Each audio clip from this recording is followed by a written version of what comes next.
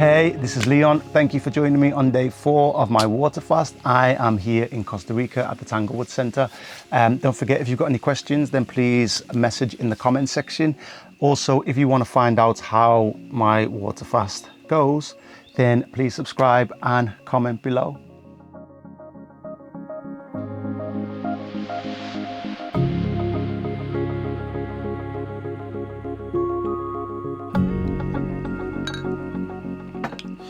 Whew.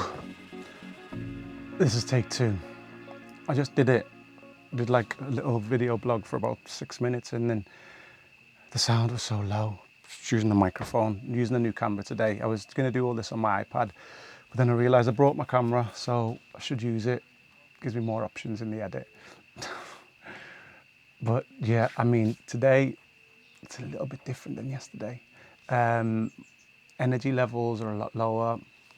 A few aches and pains. I had weird acid like feelings in my tract. Apparently that's the toxins in my stomach and the chemicals and all being whatever it's being done to. But generally I feel all right. I don't feel hungry, which is weird.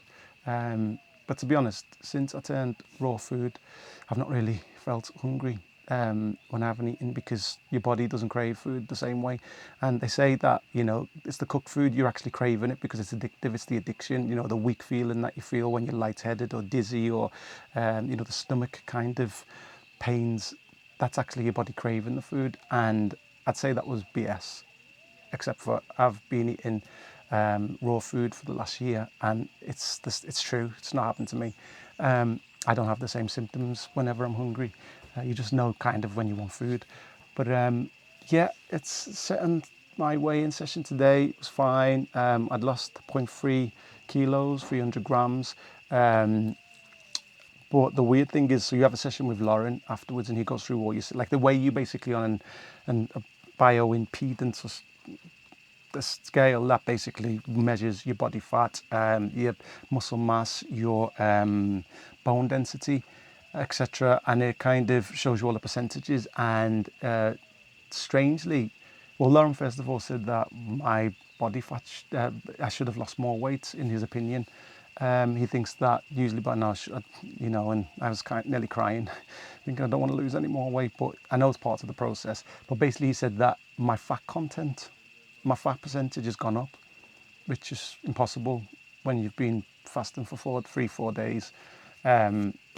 But what in his experience, what that means is that inside of us, we have a lot of fecal matter, which is like in our small intestines, which is kind of built up over the years from eating suboptimal food. I mean, anybody who knows me knows that for years I've been eating meat. Like the amount of meat I used to eat. I mean, I had the Atkins diet for about 3 years, and on that I didn't even eat any vegetables, or it was just pure meat, which didn't end up doing very well for my stomach. And even before that, you know, my diet was heavily meat based. But so when your body obviously, as it takes a long time to get rid of all that type of stuff, and certain amounts of it can build up within your stomach and never really leave, which is why sometimes you'll see people who, you know, they might be fat, they look fat, but there's not as much fat on them as it looks, and they've got a really hard belly. It's that stuff that's been building up inside of them. So basically what happens is, as you're rehydrating and you're drinking water, like, you know, I'm drinking 5 to 6 litres a day, that fecal matter, which is still in there, is absorbing the water.